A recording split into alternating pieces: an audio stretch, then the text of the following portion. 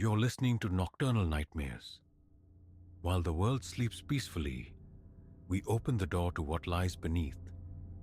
The stories that surface in silence, the fears that rise in the dark. These are not dreams, they are reminders. Stay with us. And don't close your eyes just yet.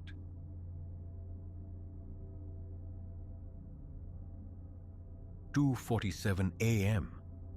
Tuesday bled into Wednesday under a sky-weeping cold October drizzle. That's when the little orange man lit up on my dash. The passenger seat sensor insisting someone, precisely 143 pounds of someone, had settled beside me. My gaze flicked to the rear view, then snapped right. Nothing but worn upholstery and shadows. Yet the dashboard persisted, unwavering in its silent declaration. 8 years I've haunted Chicago's nocturnal streets for the rideshare giants. You ingest the city's late-night effluvia. Collegiate drunks, bickering lovers shedding venom, souls fracturing under unseen pressures. You think you've witnessed the spectrum, but this resonated on a different frequency. The app glowed with a new pickup. Eleanor Vance, 1894. A spectral date. Attempting to view the profile, returned only digital smoke. User not found.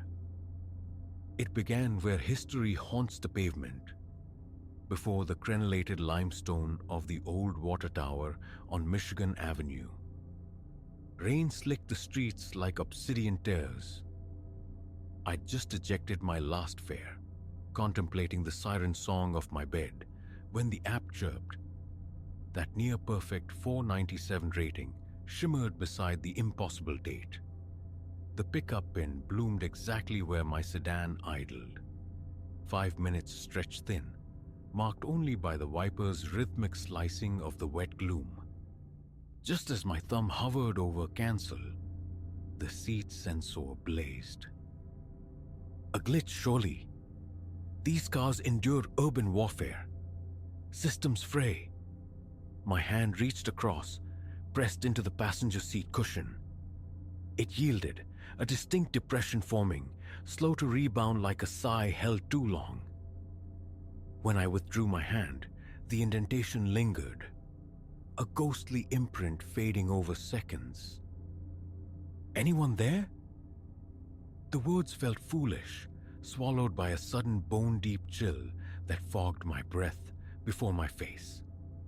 I grabbed my phone, determined to abort, but the device seemed possessed, refusing cancellation, the screen stubbornly displaying the active trip.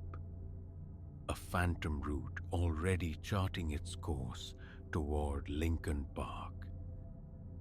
Here, prudence dictates abandoning the vehicle, the night, perhaps the city itself.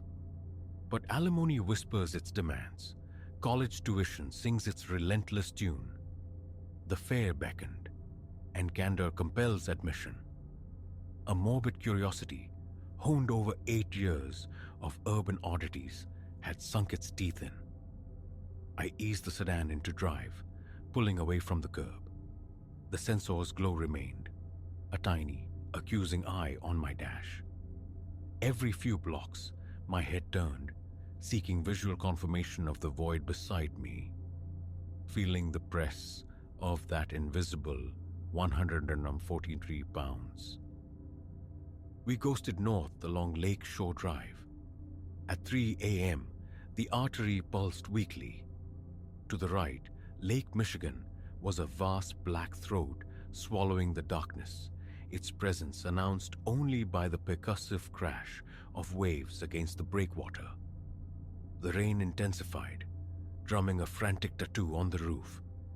The chill deepened, defying the blasting heater, leaching warmth from the cabin.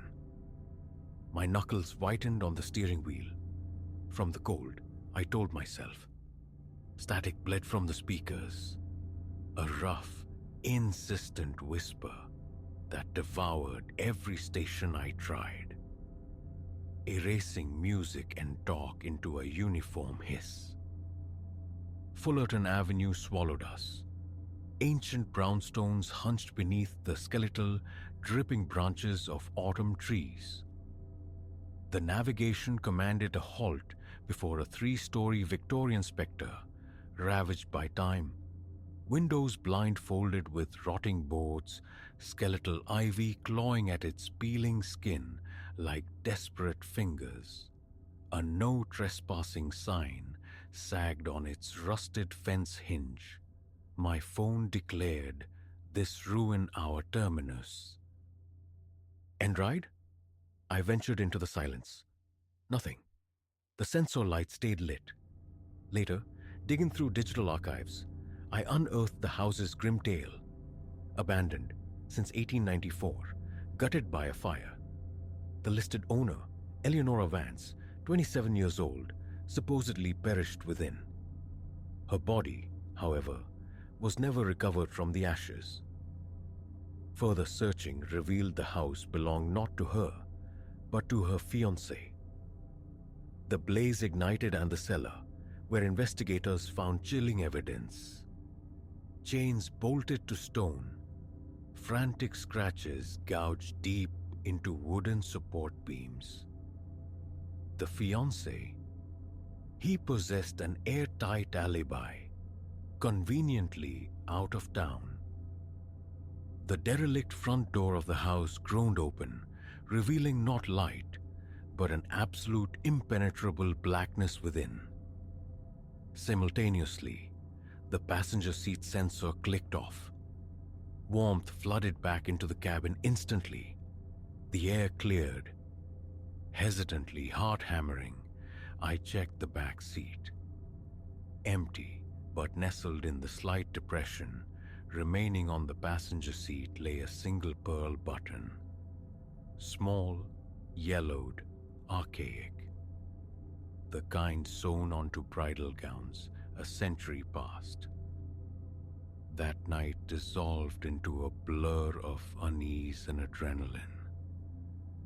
I drove straight home, phoned in sick the next day, lost hours tumbling down research rabbit holes about the house, about Eleonora Vance.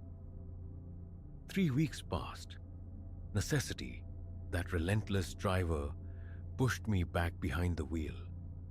Though Lincoln Park after midnight became forbidden territory on my internal map. Sometimes, usually when rain slicked the streets, the sensor still flickers. A nervous tick in the car's electronic consciousness. The pearl button resides in my glove box, a tangible anchor to the impossible. Then, last night, another ping. Different name, similar vintage date, same profile error message. Pickup, water tower, again. I stabbed cancel with frantic speed and went dark for the night. Some fares carry too high a price. The memory of that invisible 153 pounds lingered, a cold spot in my gut. Out of morbid compulsion, I drove past the Fullerton address again, this time in daylight. Only weeds choked a vacant lot. City records confirmed the obvious. The Victorian was razed in 1975. Yet, I knew the skeletal husk I'd seen under the cloak of that rainy night. Now the occurrences multiply. The sensor lights up unbidden, always late, always when I'm alone. The chill returns, the radio dissolves into static, but the weight varies. 160 lb 118, 175. Each manifestation linked to a phantom pickup, a destination address leading invariably to the ghosts of demolished buildings scattered across Chicago's grid. Last night, ferrying a sharp-eyed woman from the Historical Society, I floated a casual query about mysterious disappearances back in the 1890s, her eyes lit with academic fervor. My exact research focus, she exclaimed. Dozens, she recounted, young women stepping into carriages under the gaslight glow, vanishing utterly into the city's nocturnal folds. Never seen again. No trace, no body, no closure. Just now, it happened again. The telltale orange glow. 136 pounds this time. The app displays Agnes Thorne 1891. Outside, the sky weeps anew. A familiar cold seeps through the vents, raising goose flesh on my arms. My phone, preemptively, is already navigating, pulling me inexorably toward the skeletal remains of the old stockyards district. Logic screams, go offline, go home, lock the doors. Yet, these women, adrift in time, searching. What? Vindication? Witness? Release? The weight beside me subtly shifts. The faintest creak of upholstery, like someone adjusting their posture. Static hisses from the radio, coalescing momentarily around a whispered syllable that sounds chillingly like please. The GPS indicates arrival. Ahead looms a vast brick warehouse, but strangely, impossibly intact. Through the rain-streaked windshield, it appears vibrant, windows spilling warm light, indistinct figures moving within. A scene torn directly from 1891.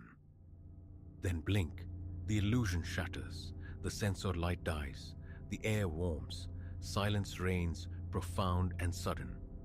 On the passenger seat, another pearl button rests beside a brittle, yellowed scrap of newsprint. Agnes Thorne, 19 vanished. Last seen vicinity warehouse district Tuesday Eve. Reward offered for information.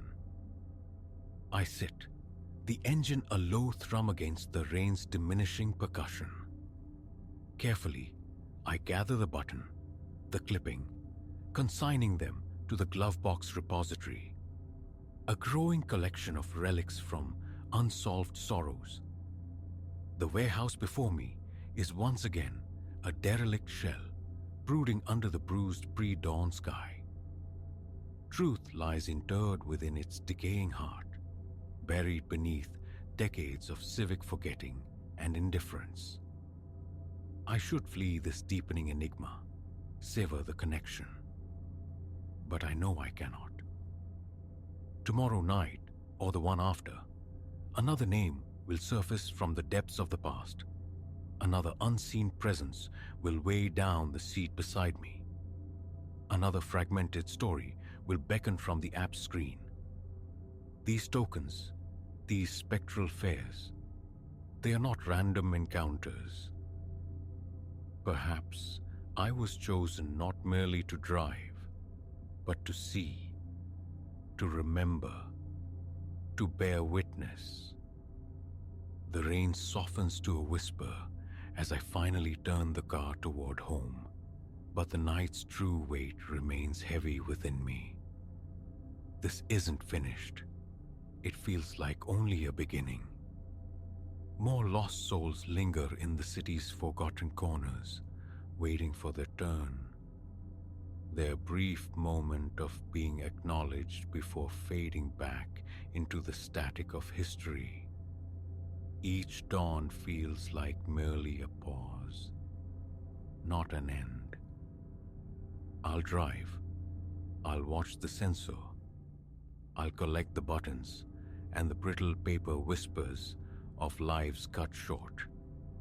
In the rearview mirror, just before turning onto my own quiet street, a flicker in the deep shadows of the back seat, lamplight glinting on what looks uncannily like a row of pearl buttons adorning dark fabric. A hard blink and it's gone. Empty space. Tomorrow, the streets will call again. Another name dredged from time's abyss. Another inexplicable weight settling beside me. Some spectral passengers don't seek vengeance, nor do they haunt with malice. Perhaps they only crave remembrance. a final, acknowledged destination in someone's living memory. Maybe they just need their story heard, finally, above the city's relentless, forward-marching hum. The passenger seat sensor just pulsed. A soft orange heartbeat in the dashboard's darkness. Another fare awaits. Time to drive.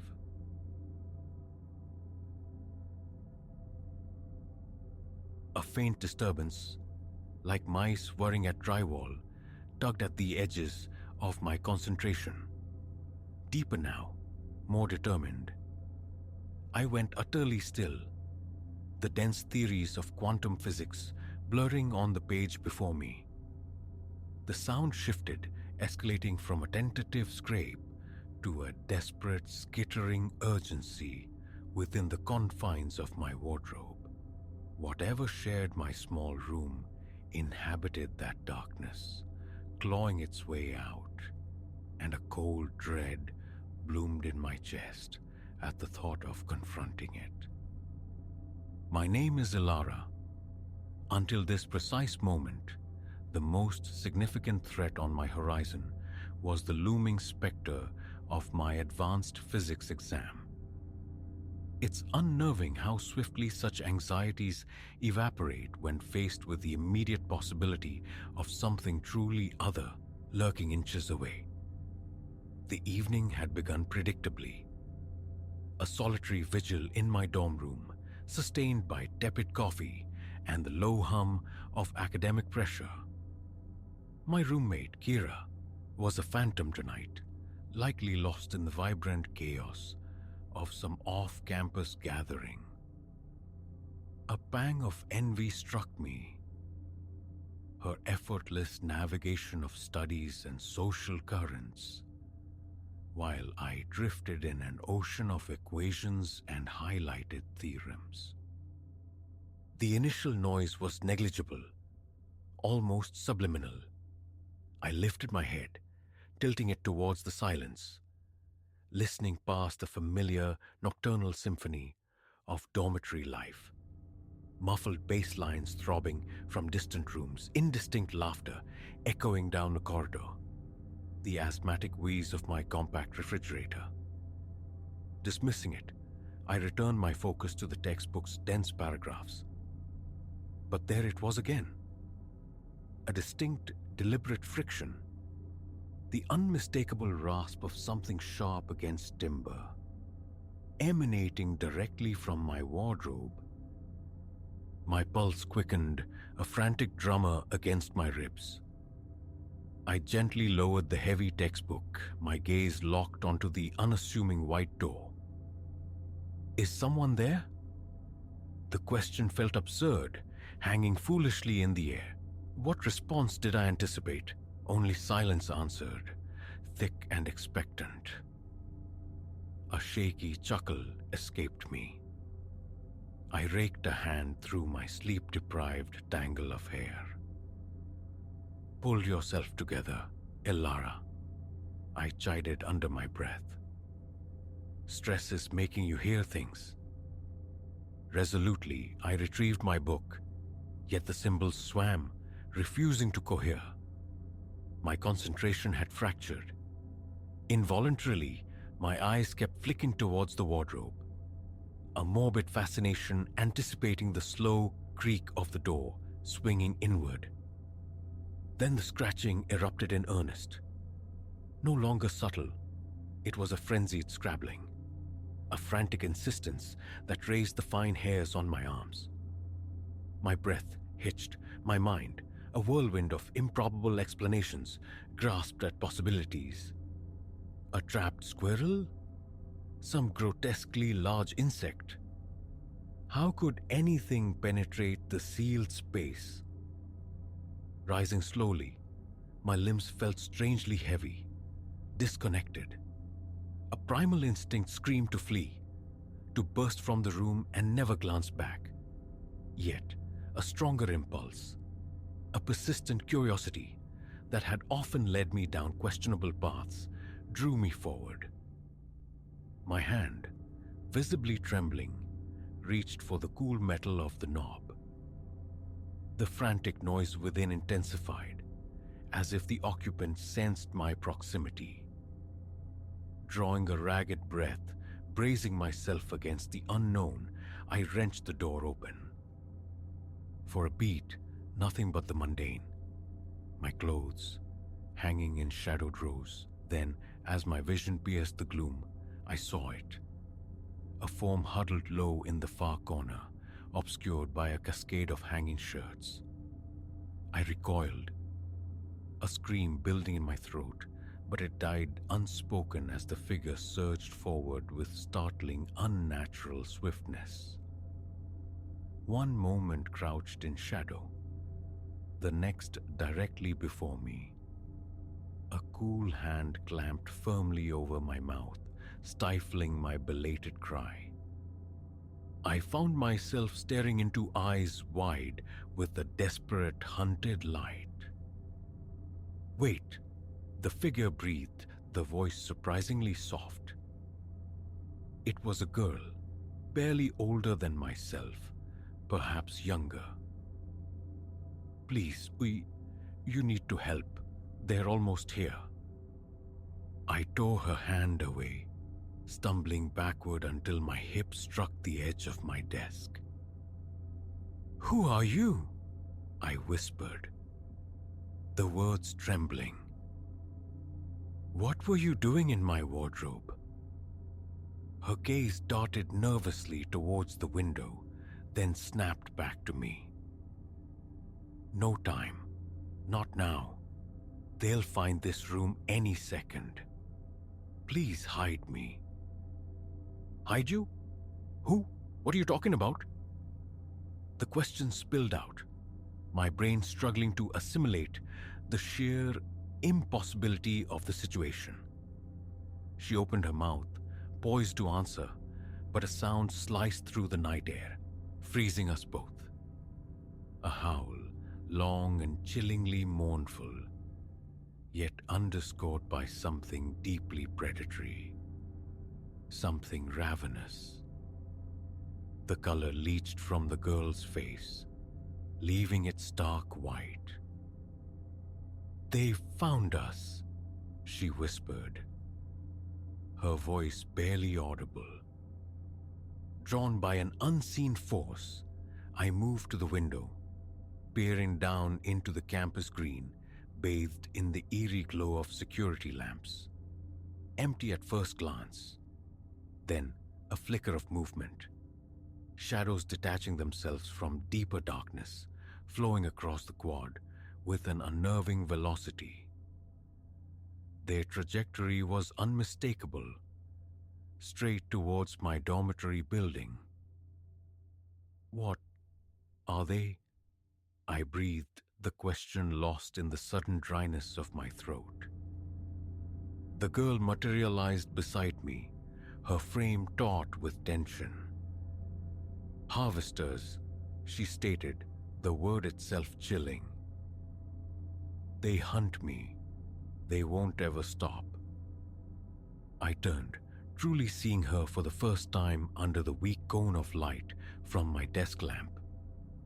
She was pallid, her skin possessing an almost translucent quality. Her attire was torn, smeared with dirt, suggesting a long and desperate flight, but her eyes held me captive. They seemed ancient, repositories of a profound weariness that felt utterly incongruous with her apparent youth. "Why? Why do they want you?" The question emerged even as a more rational part of me shrieked to cease inquiries and initiate immediate escape. She held my gaze, and for an instant, something flickered deep within her irises, something primal and not entirely human. "Because of this," she murmured, "because of what I am." To illustrate, she extended a hand, palm upward. Before my disbelieving eyes, a tiny bead of light coalesced there, blossoming into a miniature flame, dancing with an animate, impossible grace. I staggered back, my mind reeling, grappling with the violent intrusion of the fantastical into my ordered world. This wasn't real. Such things belong to folklore, to fiction, not to a third-floor dorm room on a mundane Tuesday night. Another howl tore through the air, significantly closer. The girl clenched her fist, extinguishing the light, her eyes bleeding. "Please," she implored. "I know this sounds insane. You have no earthly reason to believe me. But if they catch me, they will end me and anyone who stands with me." My gaze shot back to the window. The shadows were now converging at the main entrance below. Moments, mere moments, and they would be inside. They would be. A decision formed, swift and irrevocable. A pivot point that would irrevocably alter the trajectory of my existence. "All right," I heard myself say, astonished at the steadiness in my own voice. "I'll help. What's the plan?" Relief washed over her features, stark against her pallor. "Thank you," she exhaled. Then instantly pragmatic. "We have to leave. Now. Is there another way out? Not the main stairs?" I nodded numbly. "Fire escape, end of the hall. But this is the third floor." "Doesn't matter. I can manage the descent." She offered me her hand. "Do you trust me?" A flicker of hesitation, a final glance at the life I was potentially abandoning. Then I took her hand. It felt unnaturally warm, almost feverish. "I must be utterly mad," I muttered. A grim smile touched her lips. "Likely, but madness beats death." We moved with purpose, snatching my worn backpack, stuffing in a wallet, keys, a bottle of water. As we reached the door, I paused, my eyes drawn back to the desk. My physics textbook lay open, a testament to a normality that felt galaxies away, surreal against the encroaching nightmare. "Alara now," the girl urged, her grip tightening on my hand. I nodded, wrenching my gaze away. Slipping into the dimly lit corridor, the sound of heavy, determined footsteps ascending the main stairwell reached us. The harvesters were inside the building. We broke into a run, our sneakers silent on the worn industrial carpet. The red glow of the exit sign at the far end of the hall seemed a distant sanctuary. Just as our hands reached for the push bar, a door slammed open further down the corridor behind us. A backward glance, instantly regretted. The entity framed in the doorway was only vaguely humanoid, its silhouette rippling, distorting, as if struggling to maintain a coherent form. "Go," the girl yelled, shoving me through the fire exit door. The biting cold of the night air assaulted my senses as we stumbled onto the narrow metal platform. Without pause, the girl vaulted over the railing, pulling me irresistibly with her. A scream lodged in my throat as the ground rushed up, but then, impossibly, our fall arrested. We weren't plummeting, we were drifting, suspended, lowered by some invisible current. We landed with jarring softness onto the damp grass below. Above, guttural snarls echoed, punctuated by the shriek of tortured metal, as the harvesters reached the fire escape they clearly intended to bypass. "This way," the girl commanded, already sprinting towards the dark tree line bordering the campus. The woods, We can lose them in the trees. I followed, legs pumping automatically. Crossing the exposed lawn, I heard a distinct, heavy thud behind us. They had jumped, no hesitation. We plunged into the relative cover of the trees just as another howl ripped through the night, closer than ever. I risked another glance backward. Mistake. They were gaining, their forms fluid nightmares, shifting from lupine predators to something hulking and ursine as they ran, consuming the distance between us. The girl navigated the dense undergrowth with an uncanny familiarity, weaving through trees, her movements fluid and certain. I crashed along in her wake, branches lashing my face, unseen roots conspiring to trip me. "Where are we going?" I gasped, lungs burning. "Sanctuary," she panted back. "A place they can't enter. If we can just reach it." Further questions died on my lips. Every molecule of oxygen required for the desperate flight. The sounds of pursuit gradually softened as we penetrated deeper into the forest's embrace. Yet the feeling of being hunted remained palpable. Finally, after eternity compressed into minutes, we burst into a small, unexpected clearing. Bathed in moonlight, a circle of weathered standing stones dominated the space, emitting a soft, ethereal luminescence. The girl pulled me towards them. "Inside," she urged, "quickly." I faltered at the perimeter, a wave of profound unreality washing over me. This was beyond madness. Magic, monsters, glowing stones. A howl, terrifyingly close, propelled me forward. I stepped across the unseen threshold into the circle. The effect was instantaneous. A gentle warmth suffused my body, and the ambient sounds of the forest, the rustle of leaves, the wind's sigh, the now distant howls, abruptly muted, as if we had entered a pocket of profound silence, insulated from the world outside. The girl slumped to her knees, expelling a long, shuddering sigh of relief. "Safe," she murmured, "for the moment." I stared at her, this enigma who had shattered my existence in less than an hour. "Who are you?" I asked again, the question now imbued with a different weight. "Truly?" She met my gaze, a faint, melancholy smile gracing her lips. "My name is Lyra," she said, "and I have a story to tell you. One that will unravel everything you believed you knew about reality."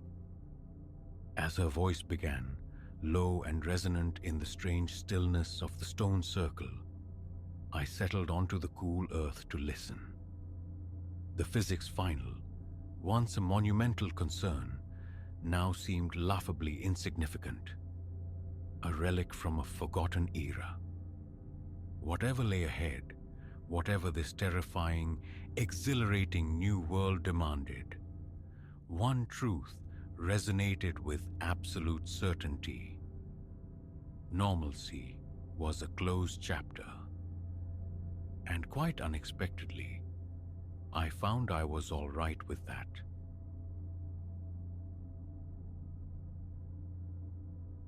A dry, skittering friction began behind the plaster. Vermin, I assured myself, the common complaint of old timbers. But 3 nights bled into sleeplessness, and the skittering acquired a voice, a chorus of breathless confidences just beyond hearing. That's when the house ceased being merely old and became something watchful. The true abyss, however, awaited discovery behind a perfectly ordinary shelf. My name is Ilara, a doctoral candidate then, seeking affordable solitude. The advertisement sang a siren song. A cavernous room within a Victorian dowager, all fretwork filigree and jewel-toned glass for a pittance. It seemed sculpted from a dream. Mr. Silas Blackwood, the proprietor, embodied archaic courtesy. His gaze soft, his smile a placid curve beneath silvered hair as he conducted the tour. He traced the veins of ancient hardwood, lauded the intricate crown moldings. The chamber offered, sun-drenched, capacious, a bay window framing a drowsing garden dense with overgrown roses. Ideal, I breathed, already mentally arranging texts along deep-set shelves, picturing lamplit evenings spent in scholarly peace. His smile deepened infinitesimally. A subtle shift in the placid landscape of his face. Available immediately, should you wish. Why the haste? Why the bargain price for such grandeur? These questions surfaced, only to be drowned in the intoxicating euphoria of perceived fortune. I should have listened to that faint internal alarm, but I didn't. The initial days unfolded in deceptive tranquility. I nested amidst my books, the house sighing around me with the gentle respiration of age. Other occupants, a hushed couple on the floor below, an attic recluse glimpsed only as a fleeting shadow, remained phantoms on the periphery of my awareness. Then, nightfall. Amidst the deep ink-velvet quiet of late study, it began. A faint scritch-scritch, like fingernails on dry parchment, emanating not from the floorboards or ceiling, but from within the wall beside my bed. Rodents, surely. A mental note made, "Speak to Blackwood." But the following dusk, the sound returned, amplified, insistent, no longer stationary, but migrating. A restless, scratching circuit tracing the perimeter of my sanctuary. Music became my shield, turned loud against the creeping, burrowing invasion. Night 6 brought a new texture to the auditory siege. Not wind rattling the antique panes, not the groaning protest of ancient pipes, but whispers, sibilant murmurs, tissued fragments of speech breathed just at the threshold of comprehension. Lying rigid in the dark, every nerve attenuated, I strained, catching chillingly human cadences, words lost just as they formed. Enough. Morning found me confronting Blackwood in the dim, wood-paneled hallway. The question feeling absurd, almost childish on my tongue. "Mr. Blackwood, is this place troubled?" He regarded me with practiced solicitude, a furrow of concern barely creasing his smooth brow. Troubled? My dear Ilara, merely venerable. All structures breathe, you know. Settling sounds, drafts playing tricks on the ear. Quite natural, I assure you. His reassurance felt polished, too smooth, leaving behind a residue of profound unease. Worry metastasized into dread. Nightly, the scratching intensified, acquiring a frantic, desperate quality. The whispers coalesced, seeming to hover just beyond intelligibility, freighted with indistinct menace. Sleep became a besieged fortress, every floorboard creak a potential intruder, every shadow pregnant with threat. It was during one such white-knuckled vigil, pacing the confines of my room like a caged animal seeking escape, that my gaze snagged on the built-in bookcase flanking the fireplace. One vertical section, barely perceptible unless one was looking for precisely such an anomaly, protruded a fraction more than its neighbors. A tremor ran through me, cold and sharp. pulse hammering against my ribs, I traced the carved edge of the suspect panel.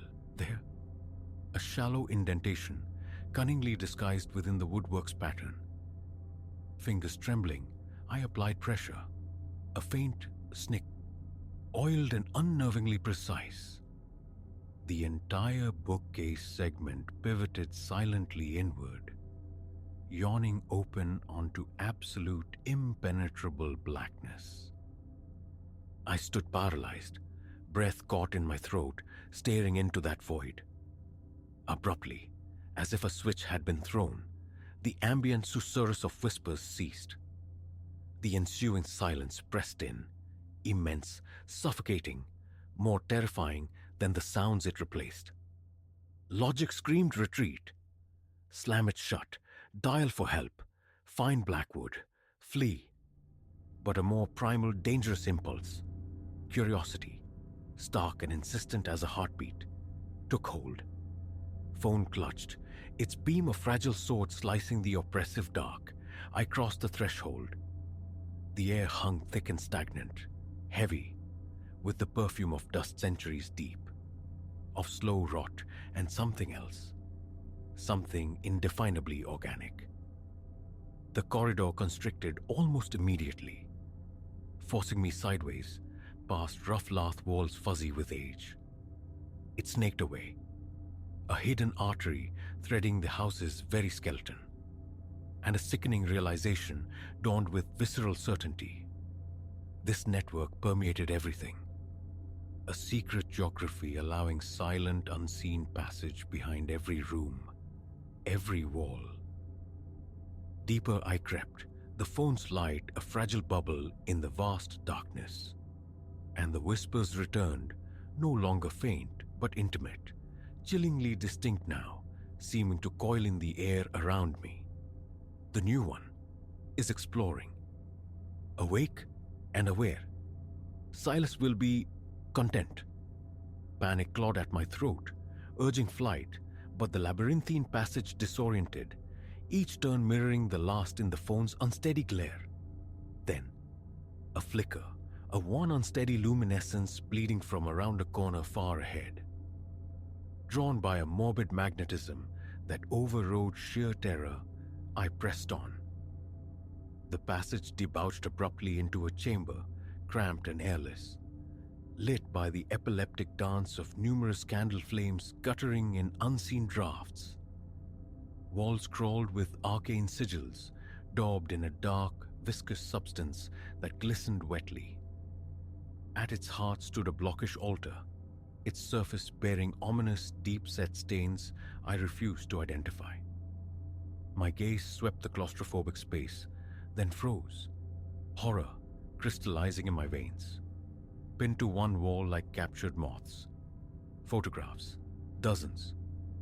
The quiet couple from the second floor, captured through a crack in their door. The attic hermit, asleep in her chair.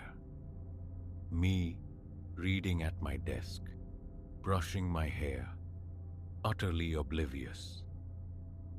Candid shots, stolen moments, documenting our lives within these walls, watched by unseen eyes. A strangled gasp escaped me. I recoiled, heart a frantic drum against my ribs, turning to bolt, and found the way barred. Silas Blackwood stood there, yet not Blackwood. The avuncular mask, the kindly facade, had dissolved like mist. His eyes were abyssal pits, swallowing the candlelight, utterly devoid of pupil or reflection. The benign smile had stretched, contorted into a predatory rictus, revealing teeth not human, but filed to needle points.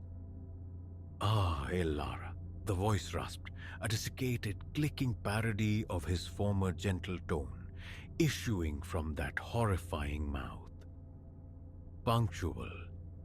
We were anticipating your arrival." Thought vaporized.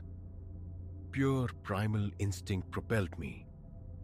I lunged, shoving past him with the strength born of sheer terror, leveraging the shock of my desperate action. Blind flight ensued, back into the suffocating warren, directionless, propelled only by the need to escape. Sounds erupted behind me. Not just Blackwood's grating pursuit, but others. A cacophony rose. The whispers crescendoed into guttural shouts, inhuman ululations reverberating off the narrow, confining walls, underscored by the frantic, multi-footed drumming of pursuit. Lungs burning, vision swimming in panic, I suddenly erupted through an unseen opening, sprawling onto familiar floorboards, the impact jarring me back to a semblance of awareness. My room. Impossibly, I was back. No hesitation. The hidden panel slammed shut with a solid thud. With adrenaline-fueled strength I barely recognized as my own.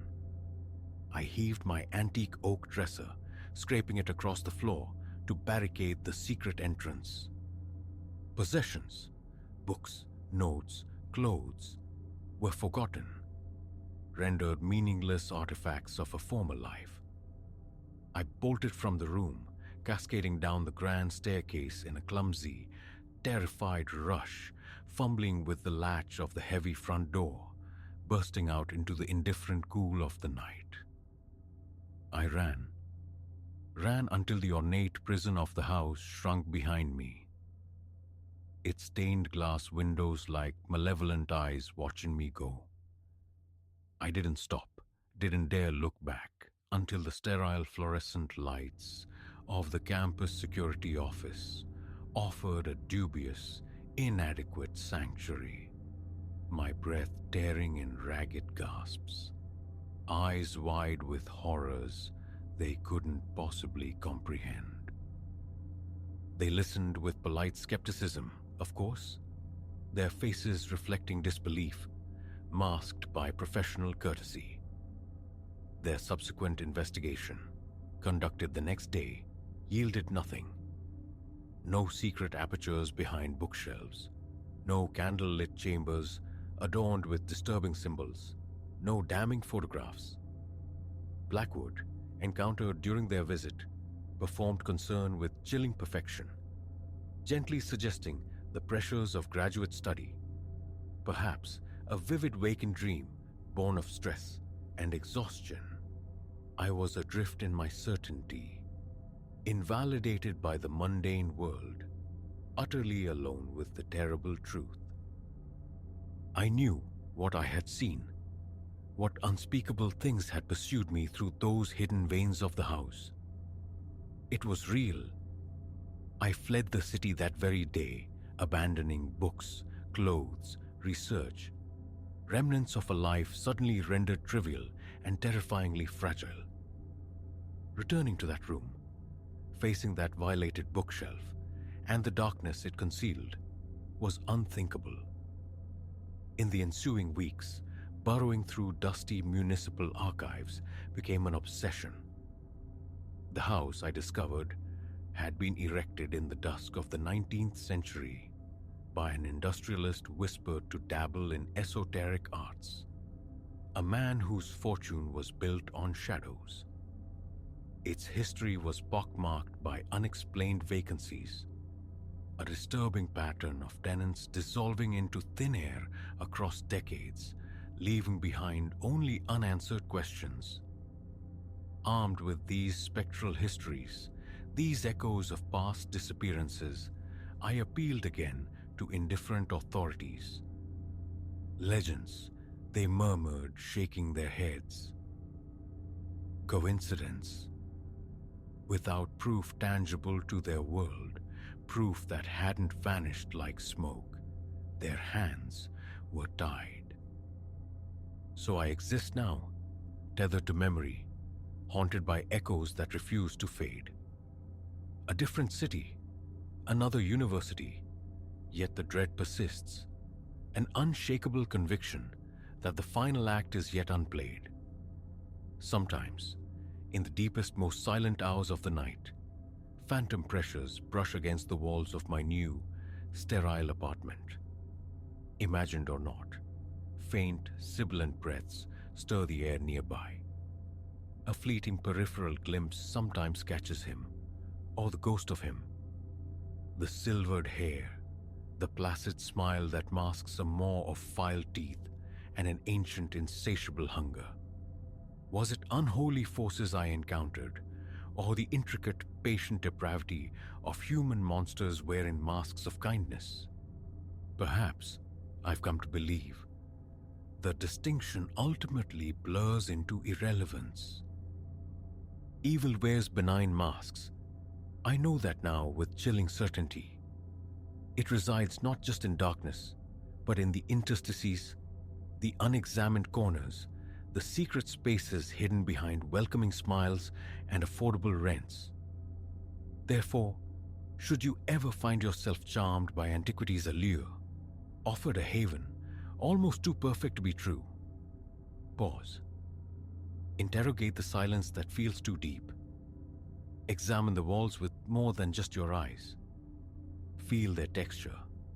Listen to their secrets. Listen, truly listen, to the nocturnal respiration of the house you consider making your home. For you cannot know what patient horrors might await, smiling benignly. Just beyond the threshold, keys dangling invitingly, ready to usher you into a darkness from which escape is merely an intermission, a temporary reprieve. I learned this harrowing truth. Some houses don't just settle with age. They watch, they wait, and sometimes they hunger.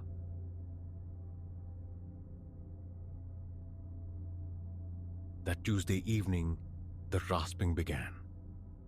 A trivial noise initially, the groans of timber settling perhaps, the sigh of antiquated plumbing within the plaster veins.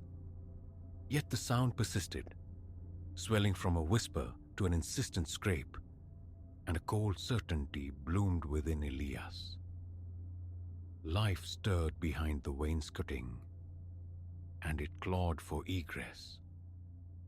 Memory renders that night indelible. Autumn held sway, bleeding color from the world, and a tempest gathered its forces outside. Wind shrieked, a banshee against the rattling panes of his venerable Victorian dwelling. Its eccentricities, the protesting floorboards, the elaborate plasterwork, had always charmed him. Yet on this night, shadows pooled like spilled ink, each creak a pronouncement of doom. He was cocooned on the sofa, seeking refuge in printed words when the first faint signature reached him. Scritch, scritch, barely a rumor beneath the storm's symphony. His book descended. He inclined his head. Again it came, a delicate, tenacious abrasion originating somewhere deep within the wall abutting the couch. Rodents, his mind supplied instantly. An old structure like this inevitably played host. He resolved to acquire traps come morning, attempting to submerge himself once more in narrative. But the scratching refused dismissal, amplifying, its pace quickening to a frenzy. Abandoning the novel, Elias drifted towards the wall, placing his ear flat against the floral-patterned, time-faded paper. The sound gained definition. A measured scrape-scrape, punctuated by something akin to faint, deliberate taps. An icy tremor traced his vertebrae. No mouse behaved thus. Recoiling, his thoughts scattered like startled birds. A trapped raccoon, a disoriented squirrel. Yet a deeper instinct refuted these prosaic explanations. The sounds possessed an unnerving intentionality. The remainder of that night dissolved into a restless pilgrimage through the house Elias, the unwilling follower of an unseen quarry. The scrapic migrated, an elusive phantom within the lath and plaster. Each time he believed he had cornered its origin, The noise would fade and reappear elsewhere, mocking his pursuit. Dawn found him hollow-eyed, caffeine and sleeplessness fraying his nerves thin. Daylight brought a fragile attempt at reason. Work anxieties, perhaps? An imagination overstimulated by Gothic fiction. He navigated his daily routines, consciously banishing the unsettling echoes. But with the fall of dusk, the scratching recommenced, this time emanating from the kitchen. Elias stood arrested at the sink, hands immersed in suds, the clatter of porcelain silenced. A faint, frantic scrabbling issued from the wall cavity beside the humming refrigerator. He held his breath, listening intently. The sound was undeniable now, irrefutable. Something stirred within the architecture itself. He telephoned Reese, striving to modulate the tremor in his voice as he recounted the auditory siege. Rats, Reese ventured, offering to lend his practical skills the following day. Relief washed over Elias, for the promise of assistance, for the simple solace of companionship. He accepted readily. That night eclipsed the previous one in its intensity. The scratching grew bolder, a relentless percussion that seemed to shadow his movements from room to room. Once, beneath the scraping cadence, he thought he detected a fleeting susurrus, like sibilant whispers, but swiftly attributed it to the keening wind. Sleep remained elusive. He spent the hours huddled beneath the glare of electric lights on the sofa, starting at every creak and groan of the old house. Morning offered little respite. Elias felt frayed, unraveled. Reese appeared before noon, tools in hand, his initial confident grin faltering the moment he crossed the threshold. "The air feels thick in here, Elias," he observed, brow furrowed, heavy. They dedicated hours to a meticulous investigation, peeling back rugs, scrutinizing vents, even making exploratory incisions into the drywall where the sounds had been most pronounced. Their search yielded nothing. No droppings, no nests, no tangible sign of intrusion. Perhaps it was just the plumbing, Reese offered as he gathered his equipment. Yet his gaze held a flicker of uncertainty. He too had heard it later that afternoon. An unambiguous, insistent scratching from within an upstairs wall. They'd scrambled towards the source, only for the noise to dissolve and seemingly rematerialize within the ceiling. Then another wall. Reese's departure plunged the house into an amplified emptiness. Almost instantaneously, the scratching resumed, as if its source had merely waited for Elias's solitude. That evening marked a terrifying escalation. The scraping became a near-constant torment, an abrasive soundtrack to his unraveling sanity.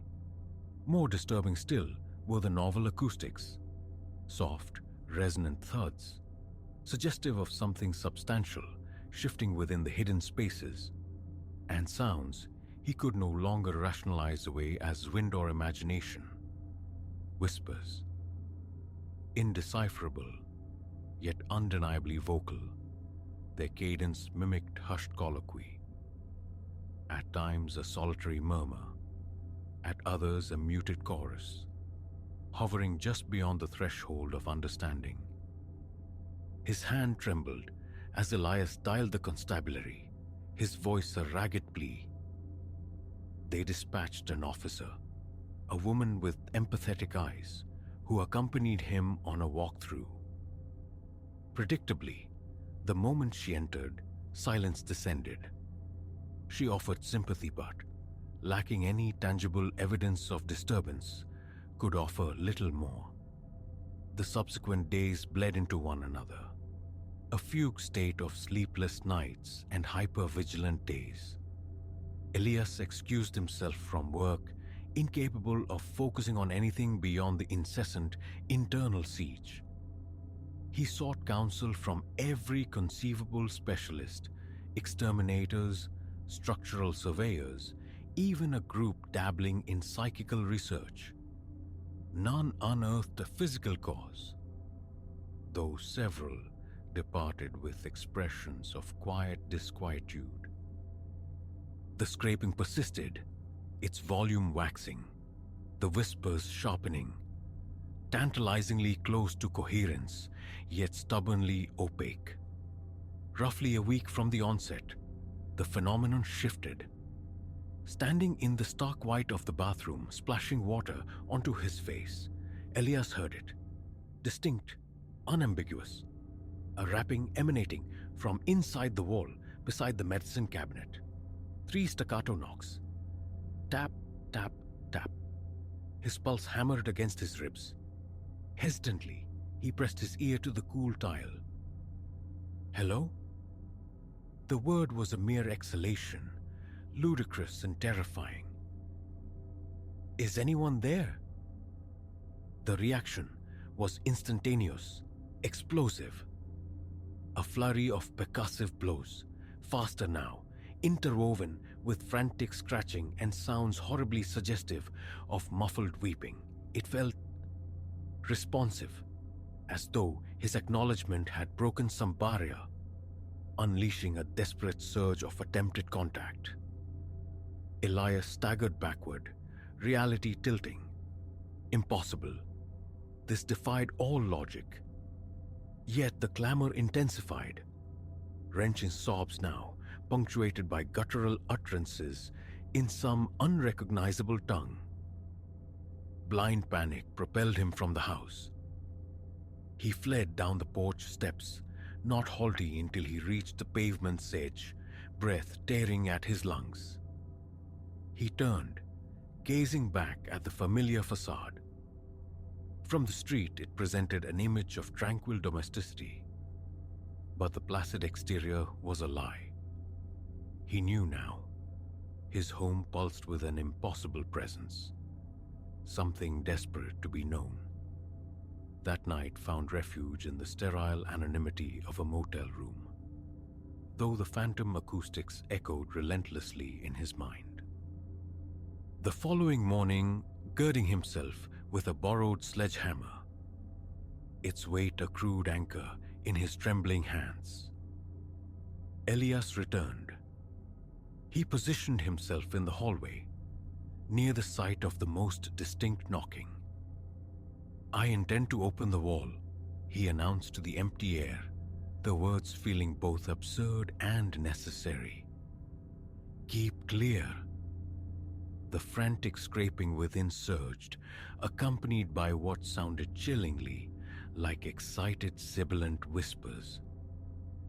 Drawing a ragged breath, he hefted the hammer and swung. Ancient plaster yielded with surprising fragility, exploding outwards. Again and again, he battered the partition, driven by a desperate resolve, carving a ragged aperture. Dust motes danced in the shafts of light, piercing the gloom. Heart hammering against his ribs, Elias leaned in, peering into the breach. Emptiness. Not a void large enough to conceal anything, merely the mundane reality of construction. Fuzzy insulation, coiled wires, the dull reverse side of the adjacent room's wallboard. Nothing more. He remained there, the sledgehammer dangling forgotten from his grip, surveying the raw wound he had inflicted upon the house. And then he noticed it. The silence, absolute and profound. No scraping, no susurrus, no phantom rapping. Only the harsh cadence of his own breathing echoed in the stillness. In the ensuing days, professionals descended once more. Walls were breached, floorboards pried up. Specialists meticulously examined every joist and cavity. searching for clandestine spaces, hidden recesses, any anomaly that might account for the phenomena. Their findings were uniformly negative. Nothing. Remaining was unthinkable. Elias divested himself of the property at a significant loss, dutifully recounting the unsettling history to the disbelieving buyers, who doubtless considered him unhinged but recognized a bargain. His relocation took him across the continent to a contemporary apartment block characterized by thin partitions and the predictable clamor of urban coexistence. Occasionally, in the deep hours of the night, habit compels him to press an ear against the drywall, listening. Only the mundane symphony of neighbors and city traffic answers. Yet sometimes, hovering on the very edge of slumber, a phantom echo surfaces, the faintest scritch-scritch, impossibly familiar. In those moments, Elias is transported back to that venerable Victorian structure, forever questioning the mysteries entombed within its framework, and asking himself if its silence was merely a pause, and if its unseen tenant ever truly released him.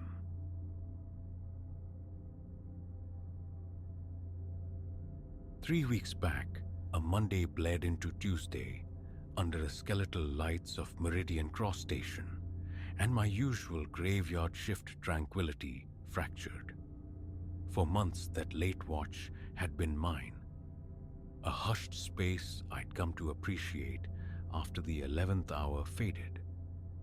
My duties formed a familiar cadence, patrolling the platforms, verifying equipment readiness, ensuring no stragglers lingered past closing.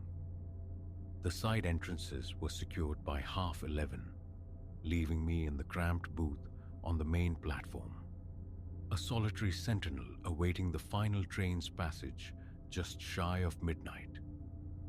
Afterward, the ritual continued, tallying tickets from the automated vendors, clearing away the day's discarded remnants. A predictable rhythm, ossified by repetition, until that particular night, when the very definition of normal warped beyond recognition. Precisely as the clock devoured midnight, while I sagged against the booth's cool metal, half lost in pre-sleep fog, a metallic tremor shivered through the concrete. It wasn't the station's usual repertoire of sighs and ventilation hums.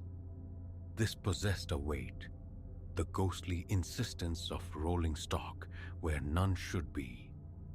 Stepping from the booth's relative light, I peered into the tunnel's gullet.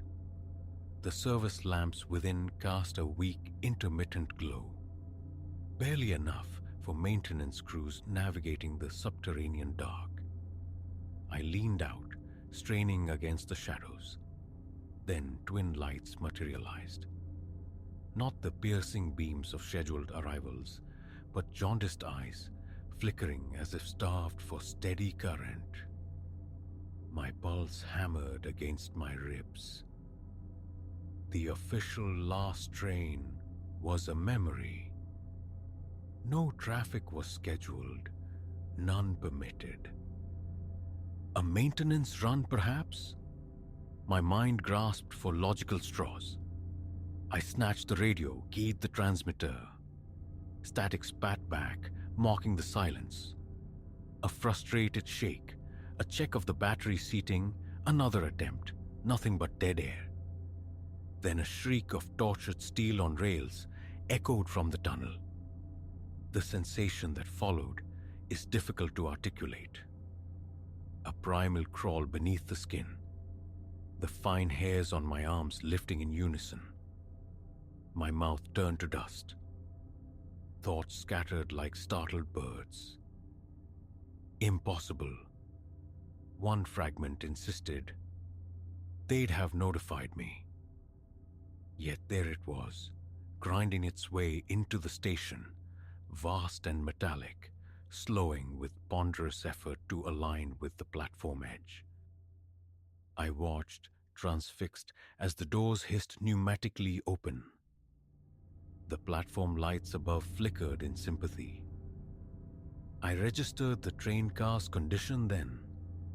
Its scarred flanks bore a patina of neglect, streaks of rust weeping from rivets, a stark contrast to the regularly painted, modern fleet. A second's hesitation, then a tentative step forward. The doors remained agape, an invitation into the void. Inside, figures sat steeped in silence. Initially, they were just shapes, some glancing my way with unnerving stillness. Something felt fundamentally wrong about their faces, as though eroded by unseen burdens. Recognition dawned slowly, chillingly. A woman whose face I knew from afternoon commutes. Mrs. Albright, a clerk from a downtown office block, sat staring blankly ahead. But this version was ravaged by time. Wrinkles carved deep, hair shot through with silver. Easily 10, perhaps 15 years older. Her attire, paradoxically, seemed contemporary. Across the aisle, a man bore the unmistakable structure of my neighbor, Mr. Henderson. Yet his hair was sparse, his eyes shadowed by heavy, sleepless lines. A vice tightened around my chest. My brain scrambled to reject the visual data. A trick of the light, I reasoned desperately. Some bizarre reflection. Turning to scan the rest of the carriage, my gaze snagged on the window opposite. Reflected there, my own face, but not mine. Older, decades older. The stubble was thicker, coarser. Lines webbed my forehead and bracketed my eyes. My hairline had visibly receded at the temples. I looked, spent, exhausted by trials yet unknown. My throat constricted. A clammy sweat broke out across my back. I stood frozen, caught between the urge to board this spectral vessel and the instinct to flee. The only sounds were the low thrum of the station lights and the faint, continuous hiss from the train's open doors. Eventually, sheer will forced me to turn away, scanning the empty platform, praying for another witness. Silence answered. The station was deserted. When I glanced back, the doors waited, patient. My hands trembled slightly. I bit down hard on my lower lip. A few hesitant steps brought me closer, but then, with a pneumatic sigh, the doors sealed themselves. The train began to move, accelerating with impossible grace. Within moments, it surged into the far tunnel, swallowed by the darkness. I remained rooted, heart slamming against my ribs, mind struggling to reassemble reality. I checked the large station clock mounted on the wall. 12ish to 02 a.m. Returning to the booth felt like wading through water. I tried the radio again. This time, it crackled to life. Control. Any unscheduled movements on the Meridian line tonight? Maintenance or otherwise? The response was clipped, routine. Negative, Leo. Tracks are clear. System log shows zero activity post-final departure. I reported seeing something, perhaps a glitch, a shadow. They logged it impassively. Telling them more felt like confessing to madness. I ended the transmission, slumping into the worn chair. My leg began an involuntary bounce. Breathing felt shallow, questions swarmed unanswered. But I knew my shift pattern. I'd be here tomorrow night. I would wait. The following evening unfolded with manufactured normalcy, though my gaze kept straying to the clock face, minutes ticking by with excruciating slowness. By 11:55 p.m., I stood on the platform edge, staring into the same expectant void. The air was still, my lips pressed into a thin line, nerves fraying. And then, punctual as death, the telltale rattle echoed from the depths. The tunnel lights seemed to quail as the train emerged.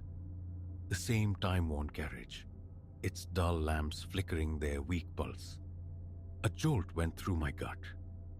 My palms grew slick. I realized my grip on the heavy-duty flashlight was white-knuckled. As it shuddered to a halt and the doors parted, I saw some familiar spectral passengers alongside new apparitions, all bearing the unsettling weight of years, all resembling locals I saw daily. Tonight, resolve hardened within me. I stepped closer, peering into the dimly lit interior. A faint, almost subliminal buzzing tickled my ears, perhaps from aged speakers, though its source remained elusive. Taking a breath, I stepped across the threshold. The doors remained open behind me. My pulse throbbed, a frantic drumbeat audible in my own ears. Inside, the seats were upholstered in faded worn fabric, small tears revealing the padding beneath. Advertisements lining the overhead panels were either blank squares of bleached cardstock or peeling fragments of forgotten campaigns. The air hung thick with the stale breath of forgotten journeys, smelling faintly of old newsprint and settled dust. No one spoke. They merely watched. My reflection flickered past in a window. The older, wearier me from the night before. Slowly, cautiously, I moved down the narrow aisle. The aged Mrs. Albright offered a nod so faint it might have been imagined. The gaunt Mr. Henderson averted his gaze. I tried to form a question. "Who are you? What is this?" But the words felt thick, useless in my mouth. Then the man bearing my own aged features rose from his seat near the front. He wore a simple, dark jacket and moved with a subtle limp. He stepped into the aisle, met my eyes directly, his gaze unnervingly steady. "Watch the day after next Friday," he rasped, his voice rough, gravelly. "Don't ignore the signals." My stomach plummeted. I opened my mouth to demand meaning, clarification, anything. But the doors hissed shut behind me. The train lurched, beginning its impossible acceleration. I stumbled, catching a nearby pole for balance. My mind screamed alertness. My breath hitched as darkness swallowed the windows. Then, the screech of brakes, a violent flicker of lights, and abruptly, nothing. I stood alone on the platform once more. The clock showed 12:03 a.m. Over the ensuing week, the midnight train became a disturbing fixture. Each visitation yielded fragments, never a full explanation. A cryptic comment here, a terse instruction there. Sometimes, just a shared look of profound warning, a silent headshake. One night, the older version of Dante, my usual shift partner, muttered, "Check the fuse banks come Sunday." Another evening, the spectral Saul, the security guard from the mall nearby, advised, "Storeroom C, the wiring's compromised." The warnings always pertain to the station, its infrastructure, its hidden frailties. Nothing beyond these walls. And always, upon returning to the platform, whether I stepped off or the train simply vanished around me, mere minutes had elapsed on the station clock, regardless of the perceived duration inside. I obeyed the spectral directives. That Sunday, I meticulously inspected every fuse box in Meridian Cross. In 2 separate panels, I discovered loose connections, unlocked, potentially hazardous. I tightened them, filed a standard report. Maintenance registered mild bureaucratic interest. Persuading my supervisor to grant access to the storage areas took effort. But inside Storeroom C, I found precisely what Sal's echo had warned of. A crate marked with faded hazard symbols shoved dangerously close to an aging electrical junction box. Maintenance relocated it, again with minimal fuss. A gnawing disquiet took root inside me. My appetite dwindled. Sleep became fractured, punctuated by imagined train hums. The aged faces swimming behind my closed eyelids. By the time the following Friday arrived, my nerves were stretched taut. The words of my older self echoed relentlessly. Watch the day after next Friday. Saturday. Some catastrophic failure? An electrical surge? A mechanical collapse? I resolved to conduct one final, exhaustive inspection. That Friday night, armed with a notepad and a flashlight fitted with fresh batteries, I documented every anomalous scent, every hesitant flicker of light, every subtle vibration that felt out of place. At midnight, the phantom returned. I boarded. The carriage felt sparser this time. The familiar aged faces drawn, rigid with tension. My spectral double stood near the front again. A fresh, angry-looking gash marked his cheek. He leaned closer, his whisper scraping the air. You have to pull the alarm before the meltdown starts. Ice traced its way down my spine. My mouth went dry. I tried to ask, what meltdown, when? But he offered only a grim shake of his head. The train jolted violently, throwing me back against a seat. The door slid open onto the familiar platform. I stumbled out, disoriented. I didn't even see it depart. One blink, and the tunnel was empty. Saturday. I clocked in early, around 8 in the evening, driven by a grim urgency. Hours dissolved in a meticulous crawl through service tunnels, checking junction boxes, scrutinizing platform edges. Nothing screamed imminent disaster. The station pulsed with its usual weekend energy until 11, then gradually emptied. By 11:45, the familiar quiet descended. One last walk-through, a faint, rhythmic flicker in an overhead fluorescent near the main escalators caught my eye. I noted it for replacement. Then I took my post on the platform. Midnight chimed into silence. No rattle, no jaundiced lights. 12:01, 12:02, 12:03. The station held its breath. Relief washed over me, tentative, laced with confusion.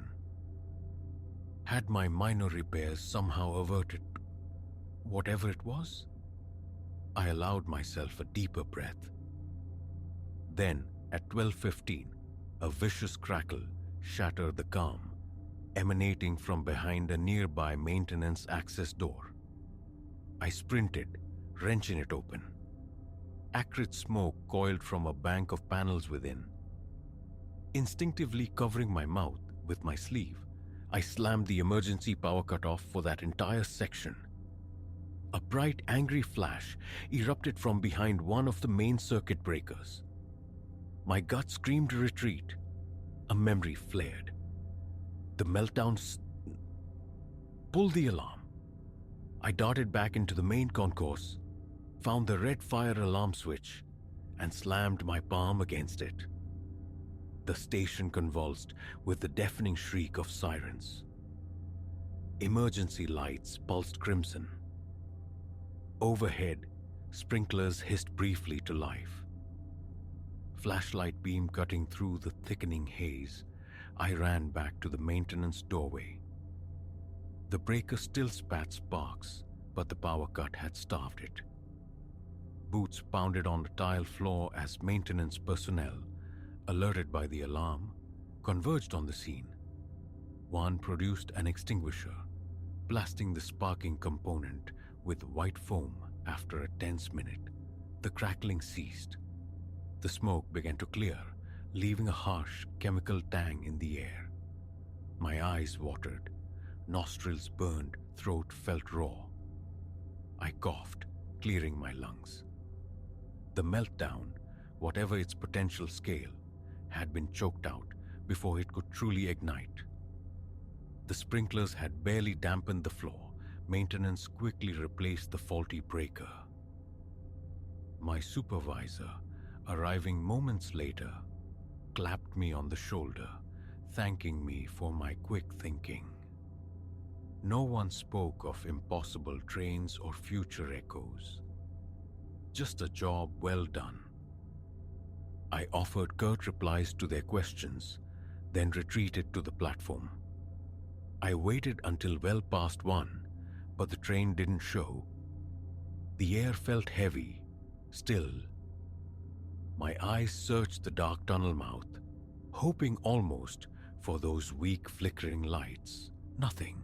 The alarm's echo still vibrated faintly in my skull. My hands retained a slight tremor from the adrenaline surge. Finally, I returned to the booth to complete the shift's paperwork. The clock read 1:12 a.m. I retrieved a bottle of water from my bag, draining half of it in long, thirsty gulps. My mouth tasted like dust. My body ached with exhaustion, yet my mind remained stubbornly alert, buzzing with the night's residue. The rest of the week and the weeks that followed passed without incident. Each night, I stood my vigil on the platform as midnight approached, watching, waiting. The phantom train remained absent. Meridian Cross settled back into its mundane rhythm. The rumble of scheduled arrivals, the disembodied voice of announcements, the familiar faces of commuters, none older than they ought to be. My radio functioned perfectly. The logs remained clear. The station felt aggressively normal.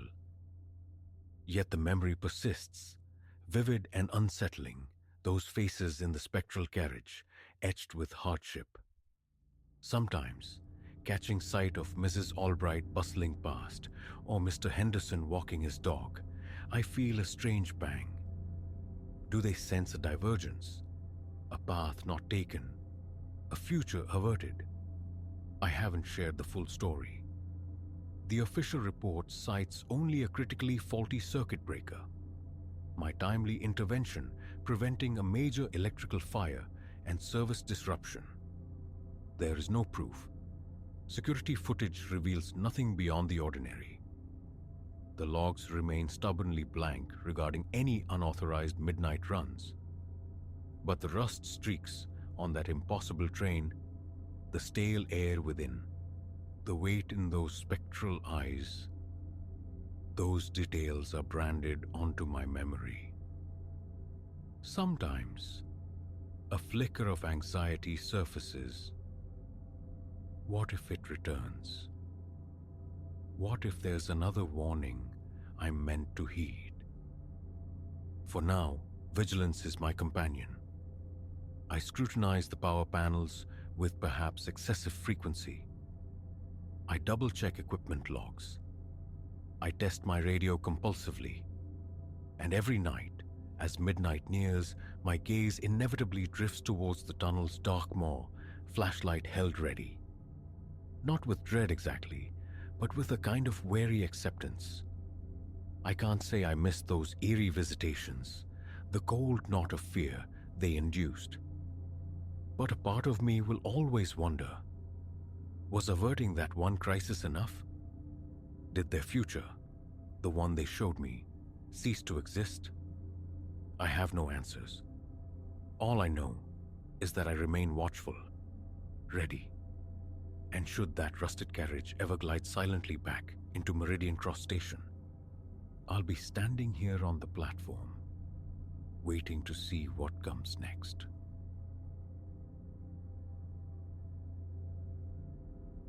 I hadn't courted the expectation of finding anything aberrant within my parents' derelict house.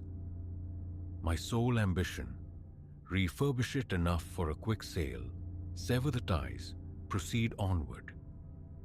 Years it had stood vacant, a hollow monument to stillness. Rain had wept through the shingles, leaving sorrowful stains. Paint curled from the clapboards like sunburnt skin. The very air within was thick, redolent of trapped time and decay. I steered my truck onto the cracked driveway one Friday, the sun already high and unforgiving. Nature, unchecked, had reclaimed the yard. A riot of weeds punctuated by the errant detritus of the street. Unlocking the front door released a sigh of disturbed dust, a particulate ghost that caught in my throat. Inside, the tableau was precisely as memory held it. Furniture shrouded in spectral white sheets, faded portraits observing from the walls like forgotten ancestors, every horizontal plane filmed with an archaeology of grime. A profound disquiet settled over me, immediate and unwelcome, though I reasoned it away as the inherent gloom of abandonment. My strategy commenced subterranean. The cellar, that historical trouble zone, demanded priority. Childhood echoes surfaced. The sump pump's chronic failures, my father's litanies against encroaching damp. Assess the foundation's integrity first, I resolved, then ascend. I twisted the knob to the basement door, a portal to darker memories. The light switch clicked with futile emptiness. The bulb was dead. My phone's beam sliced through the threshold's gloom as I descended the protesting wooden steps, each tread groaning under my weight. At the nadir, my light found not concrete, but water. Ankle-deep, stagnant, opaque, with a brownish-black opacity, it exuded an ancient putrid aroma. Less water, more concentrated essence of rot, reminiscent of laundry forgotten to mildew for weeks. A knot tightened in my gut. I swept the light across the submerged landscape. Waterlogged shelves sagged, cardboard sarcophagi had disgorged their contents. Old tools wore shrouds of rust. A faint, persistent trickling whispered against the foundation walls, the sound of captive water seeking egress. Near the defunct sump pump, pipes dipped into the murk. This required more than simple fixes. A more potent pump was imperative before any restoration could begin. Annoyance warred with the flicker of adrenaline, the primal urge to conquer chaos, however damp and disgusting. A pilgrimage to the hardware emporium yielded a heavy-duty submersible pump, thick gauntlets of rubber, and formidable boots. Back within the house's oppressive silence, I wrestled the equipment into the cellar's corner, snaking the discharge hose through a grimy basement window to spill onto the overgrown lawn. The pump's activation brought a reassuring hum, a mechanical heartbeat against the stillness, and the water began its slow retreat. Relief washed over me, brief and illusory. Then, perhaps 10 minutes into the process, a different sound surfaced. A muffled vibration, less heard than felt, prickling the skin along my arms. My head snapped around, searching the shadowed periphery. Nothing but weeping walls and the vortex of draining water. An acoustic anomaly, I told myself, blaming the groaning pipes, the pump's own labor. Yet, as the waterline receded further, the hum returned, subtly altered. It now possessed a cadence, a resonance disturbingly akin to a voice submerged, syllables lost in the liquid medium. A faint ringing commenced in my ears, blurring the line between perception and imagination. I edged closer to the pump, the sound intensifying, yet remaining stubbornly unintelligible. Until, amidst the garble, low and distorted, I discerned something chillingly familiar. My own name, Ilyas. My heart became a frantic drum against my ribs. I lunged for the power cord, silencing the pump. Instantaneously, the hum vanished. The cellar felt profoundly quiet, amplifying the ragged rhythm of my own breathing. My phone's beam trembled across the damp-streaked walls. Water still bled from the hose outside, a slow, steady trickle. Now the pump was inert. The cellar possessed a peculiar echo. The drip, drip, drip from sodden joists overhead sounded unnervingly loud. My phone's battery icon flashed a warning. The overhead light remained stubbornly dark. Retreat. Reassess with better illumination tomorrow. Lock in the house felt like sealing a tomb. The drive home was a forced exercise in calming frayed nerves, attributing the phantom sounds to stress. The wind whistling through foundation cracks. Anything but the impossible. Saturday dawned, armed with a powerful torch, spare bulbs, and a new ceiling fixture. I returned. Installing the light demanded fumbling patience, coaxing life back into dormant wiring. Success. A single naked bulb cast harsh shadows across the subterranean space.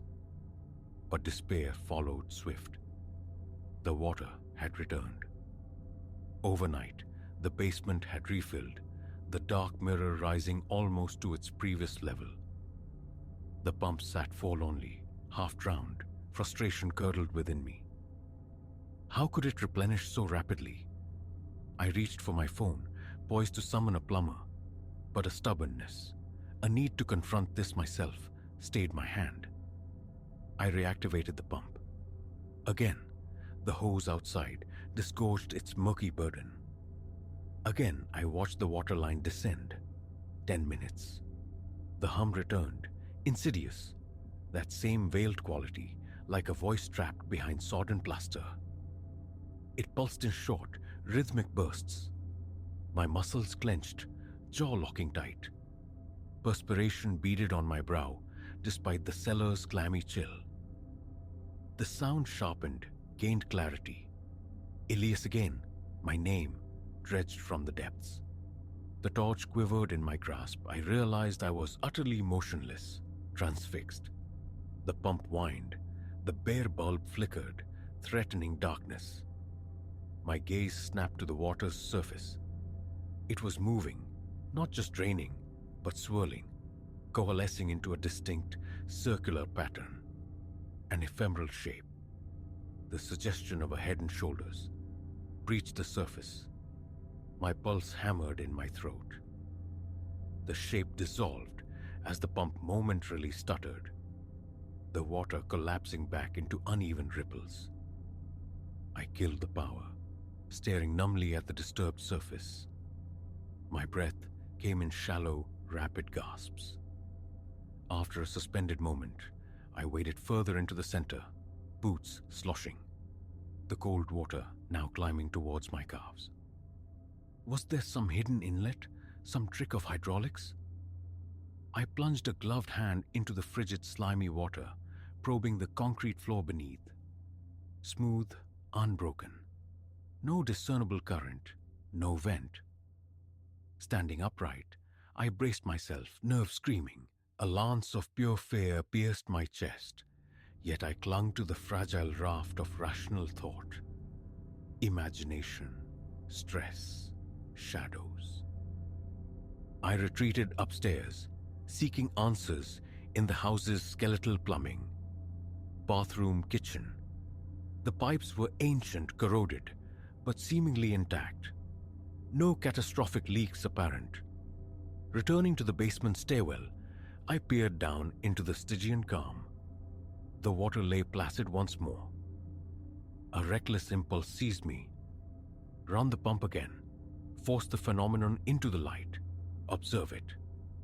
I flipped the switch. The motor hummed its familiar tune. Water surged through the hose. I remained poised at the stairs' summit, torch beam fixed on the floor below. Minutes stretched. Then the low thrumming began. A vibration that resonated not just in the air, but in the very structure, building in intensity. It sounded unmistakably now, like someone intoning my name. Ilias. My grip tightened on the railing. A wave of cold washed through me despite the day's warmth. The water stirred. Again, the shape pushed upward, more defined this time. A torso, rudimentary arms, the undeniable silhouette of shoulders and a head against the dim light. Elias. The voice was clearer, infused with a strange liquid echo. The torch nearly slipped from my grasp. My heart battered my sternum. I slammed the pump switch off. The figure subsided, melting back into the murky pool. The hum ceased. Silence roared back, filled only by the frantic rasp of my own breathing. I extinguished the basement light, locked the door, the click of the bolt sounding unnaturally loud. Outside, in the cab of my truck, tremors ran through my hands. Who could I possibly tell? Confiding in a friend felt like inviting ridicule, a diagnosis of delusion. Instead, practicality offered a temporary shield. Back at the hardware store, I vaguely described significant persistent flooding. The clerk, oblivious, suggested a more powerful pump. Perhaps a secondary backup. I bought another pump, floodlights, heavy rubber sheeting, my new strategy. Drain the water with overwhelming speed. Illuminate every crevice. Expose any hidden spring, any geological anomaly feeding this relentless inundation. The shape, the voice. I refused them entry into my conscious thought. Evening found me deploying the arsenal. 2 pumps positioned in opposing corners. Floodlights strategically placed, banishing shadows, bathing the stained concrete and rusted pipes in a stark, unforgiving glare. The basement looked even bleaker under the intense illumination. Simultaneously, I activated both pumps. The combined roar was deafening. Water gushed violently through the hoses. For several minutes, only the mechanical sound and the visual of the rapidly dropping water level filled the space. Then, inevitably, the hum began. I forced myself rigid, eyes locked on the churning water. My name vibrated in the air, that waterlogged, distorted invocation. And the shape rose, larger now, more substantial than ever before. I could discern the contours of a human face, sculpted from the flowing water. Featureless indentations where eyes and mouth should be, yet undeniably facial. The arms fluid, yet distinct, lifted in a slow, deliberate motion, seeming to reach towards me across the diminishing flood. My knees threatened to buckle. My breathing hitched, ragged and painful. A fierce pounding started behind my eyes. With a choked cry, I lunged and killed the power to both pumps. The watery figure collapsed, imploding into the flood. I sank to my knees in the cold water, denim instantly soaked, my body racked with uncontrollable shaking. Seconds ticked by, marked only by the frantic thudding in my chest. One thought dominated the wreckage of my composure. Something resided within that water, and it yearned for release. Leaving the pumps silent, I retreated, backing away until my shoulders met the cold, unyielding concrete of the far wall. My mind raced, a frantic scramble for coherence, yet I fought to remain anchored in the terrifying present. Flight beckoned, a primal scream to abandon this place, Yet abandoning the pumps felt equally fraught. As a compromise, a small act of defiance against the encroaching dread, I fetched a mop from upstairs. Laboriously, I began pushing water towards the floor drain. A futile gesture against the volume, but the physical action offered a sliver of control. Slowly, my heart rate subsided from its panicked frenzy. Back and forth, the mop sloshed, a pathetic defense. The water level remained stubbornly high. Staying here overnight, alone, with that presence, was unthinkable. A professional, a plumber, first thing. I made the call on my way out, scheduling the earliest possible appointment. The mundane conversation a jarring counterpoint to the seller's secret. Driving away, I consciously suppressed the image of the watery shape, focusing instead on the mundane details of the road. At home, dinner was a cold, tasteless affair. Sleep offered no refuge, plagued by drowning nightmares. Water rising inexorably in my own bedroom. The plumber arrived punctually the next morning, a stolid middle-aged man whose face betrayed little emotion. I led him to the basement. The water, predictably, was high again. He surveyed the scene with professional detachment, seeing only a severe water problem. Setting up his own powerful pump, he began the draining process. We waited, the silence punctuated only by the pump's drone. I stood taut, braced for the hum, the voice, the shape. Nothing. For nearly 30 minutes, the water receded uneventfully. The plumber moved towards the foundation walls, methodically tapping pipes, searching for cracks. I remained near the center, gaze fixed on the water's surface, my stomach a cold knot of dread. Then, subtle as a change in air pressure, the hum began. Faint, almost subliminal. I froze. The plumber, preoccupied, gave no sign of hearing it. The voice followed, soft, muffled, yet piercingly clear to my ears. Elias still, the plumber remained oblivious. I took an involuntary step closer to the water. The hum swelled, vibrating through the soles of my boots, and the shape began to form once more. It reached, solidified, spoke my name with a newfound urgency, a desperate insistence. I felt, or imagined, a tremor beneath my feet, a subterranean rumble. "Did you see that?" I called out, my voice strained. The plumber turned, a question in his eyes. In that instant, the shape dissolved, sinking back into the roiling water. "See what?" he asked, his tone neutral. I stammered something about a trick of the light, movement in the water. He shrugged, unconvinced, returning to his inspection. Sweat trickled down my temple. He eventually located a minor fissure, insufficient to explain the relentless flooding. Foundation might be compromised, he concluded gruffly. Need a specialist for that. By noon, he was gone. I remained, alone again. I sank onto the damp basement steps, staring at the water, now significantly lower, but still present. A perverse curiosity warred with my terror. What if I let the pumps run? Let the shape fully manifest, understand its nature? Yielding to the morbid impulse, I plugged in my 2 pumps again. Water surged, the level dropped rapidly, my heart hammered against my ribs, a frantic prisoner. The hum escalated, a resonant thrum filling the confined space. My arms trembled violently. The silhouette began its ascent from the flood's epicenter. Taller this time, clearer, possessing a defined head, neck, torso. It called my name, the sound thick with the musty odor emanating from the disturbed water. My vision tunneled, blurring at the edges.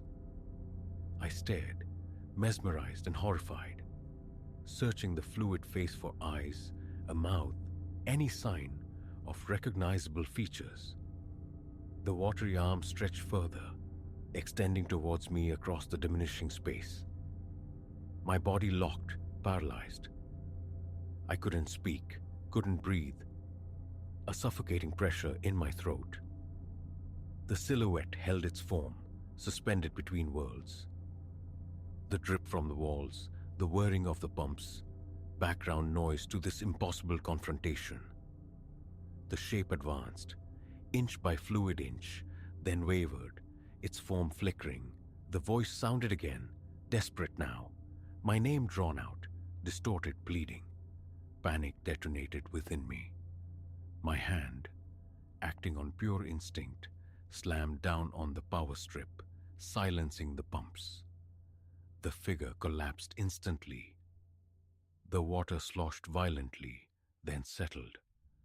The basement plunged back into a weighted silence. I stood frozen, boots anchored in the muck, muscles screaming with tension. Slowly, deliberately, I backed away, step by waterlogged step, until I reached the stairs. Ascending felt like surfacing from deep dive. Upstairs, I locked the basement door, leaning heavily against the solid wood, the barrier feeling terrifyingly inadequate. Conviction settled, cold and absolute. Something unnatural resided in that water. It knew my name. It wanted out. The remainder of the day passed in a haze of indecision. I paced the dusty kitchen, phone heavy in my hand. Who deals with haunted water? I sifted through my parents' old papers. Receipts for foundation work decades past, but nothing hinting at wells, cisterns, or anything more sinister.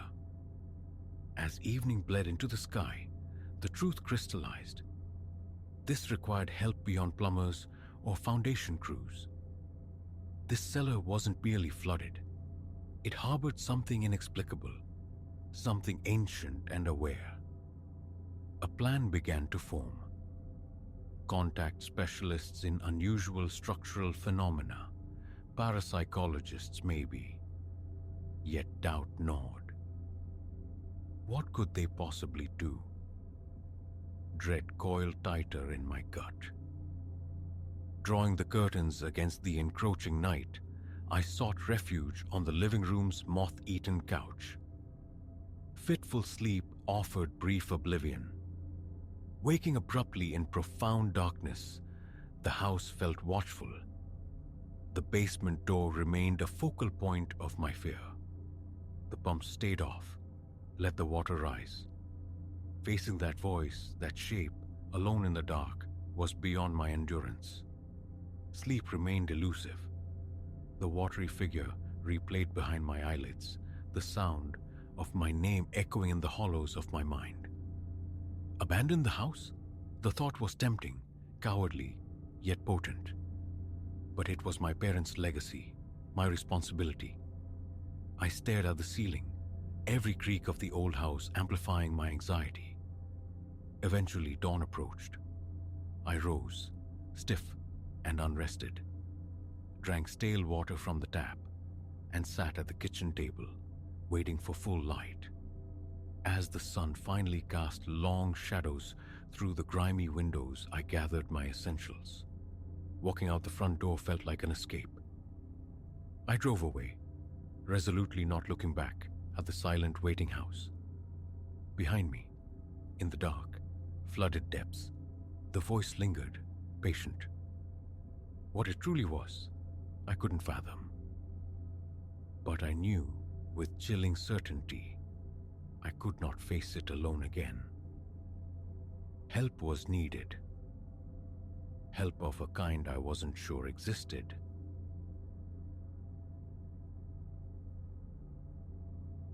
Elias surfaced into consciousness, slicked with a cold sweat, his heart a frantic drum against the cage of his ribs. That first spectral visitation in slumber, dismissed. A phantom conjured by workaday pressures, nothing more. But night after night, its return became a grim certainty, eroding the simple dismissal. Fear was the surface ripple.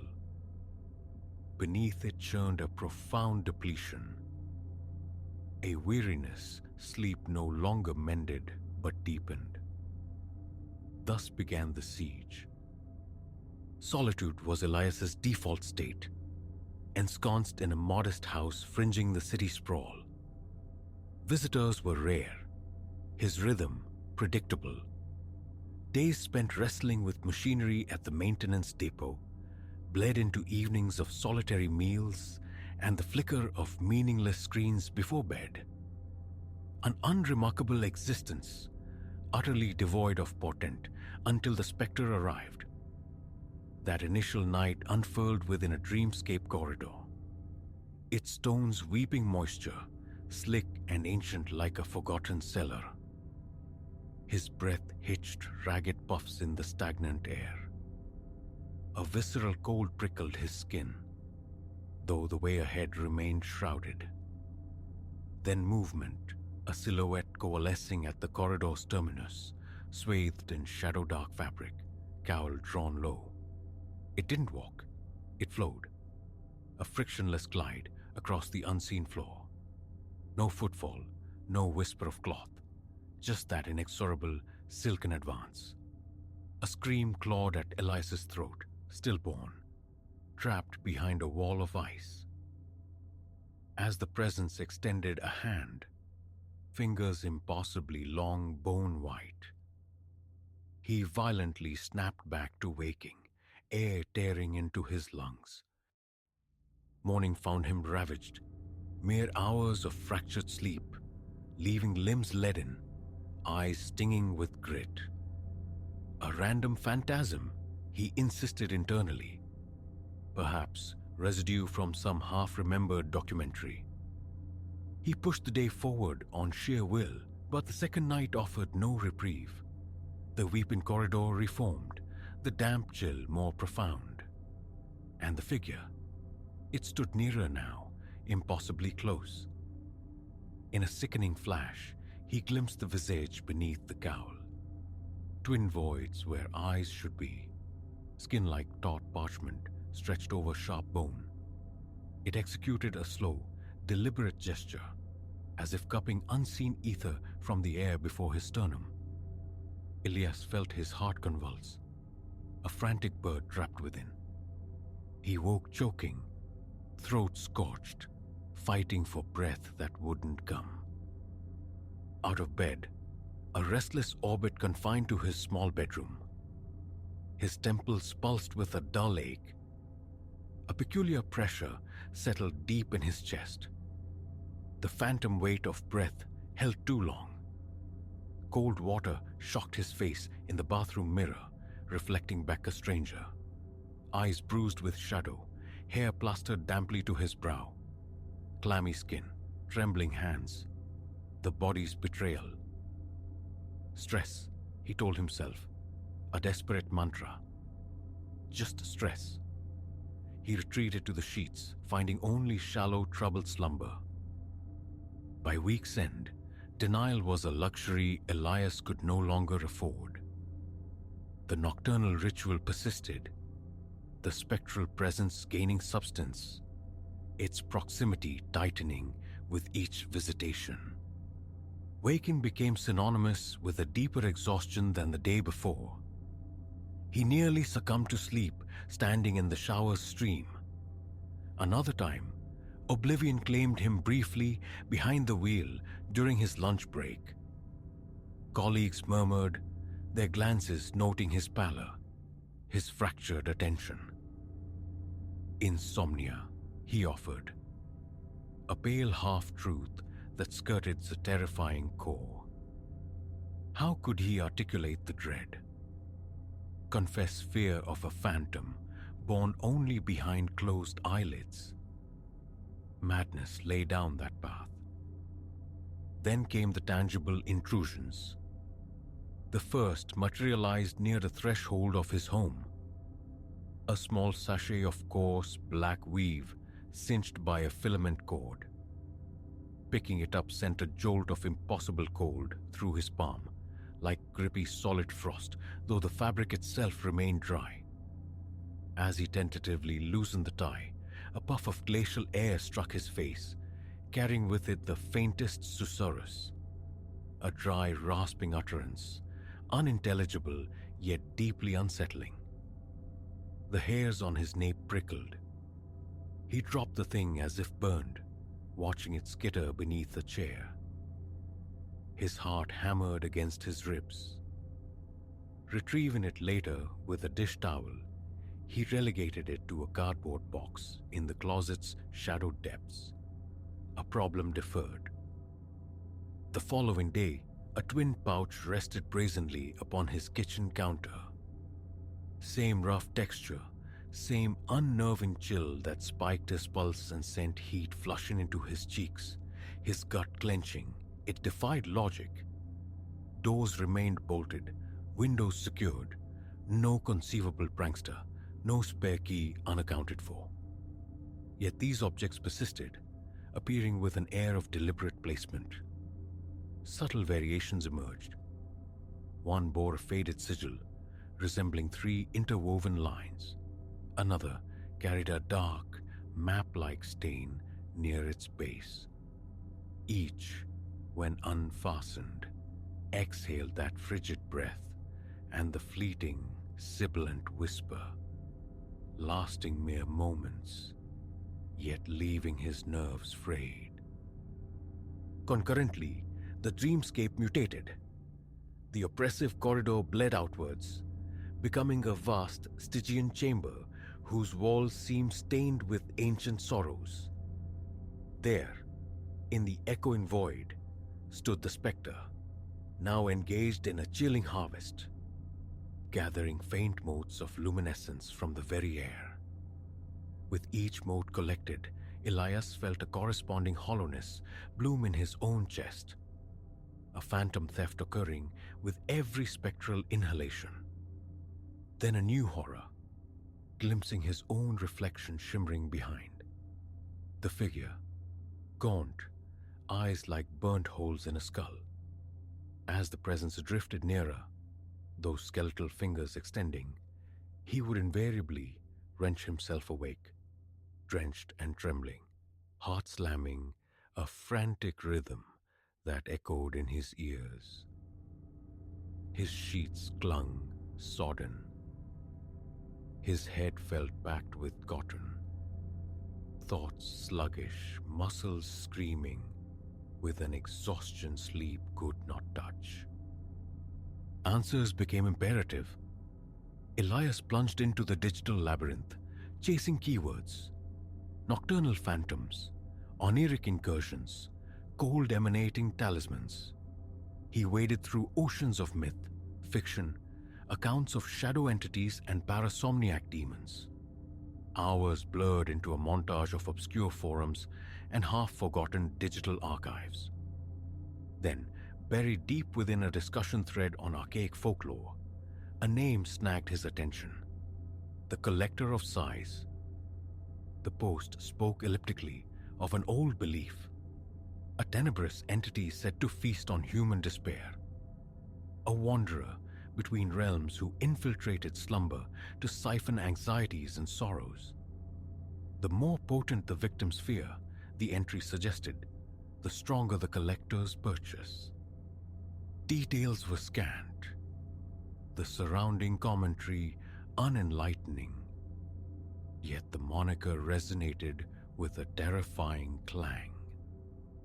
The Collector of Sighs. He tried to banish the thought, dismiss it as coincidence, but the parallels gnawed. The forum's mention of small cloth repositories, used by this entity to hoard captured essences of hopelessness. Repositories described as perpetually cold, releasing trapped fear upon opening. Elias's chest constricted. The congruence was too sharp, too specific. A clammy sheen broke out on his forehead. His hands shook as he snapped the laptop shut. He fought for breath, lungs tight as if he'd sprinted miles. That night, and the nights following, the dream persisted. He watched, paralyzed, as the collector gathered faint, shimmering wisps that seemed drawn from the very space occupied by his dreaming self. He saw it reach into that void, extracting a thin, ethereal vapor. His own lungs would seize, his throat clench.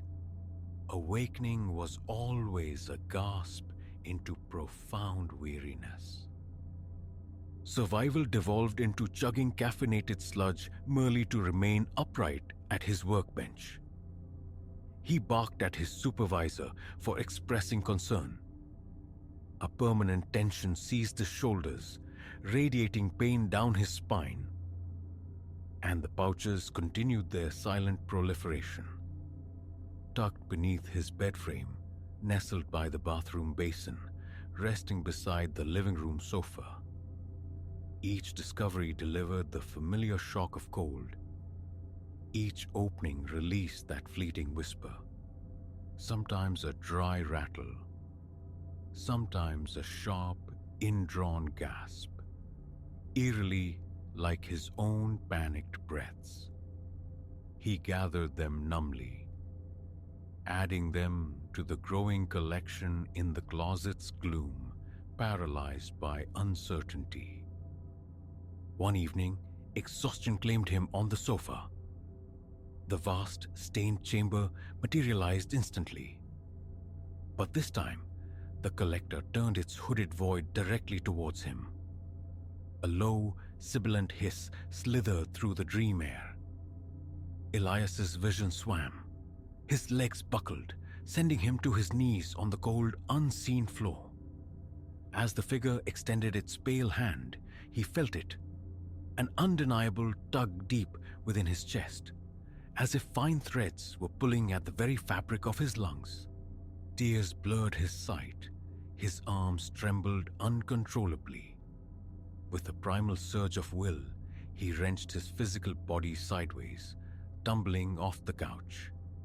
He landed hard, cheek pressed to the rough carpet, gasping, sweat tracing cold paths down his temples.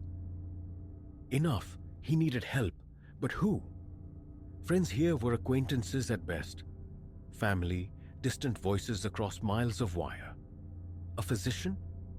Doctor, I believe a nightmare entity is stealing my vitality. Prescriptions and referrals would follow, sterile solutions for an ancient dread. So he dove back into the digital mire, seeking esoteric defenses, rituals, incantations, wards. Some sources advocated positivity, starving the entity by denying it fur. But the fur was a gnawing rat in his gut. The exhaustion a physical chain. He tried barricading his mind before sleep.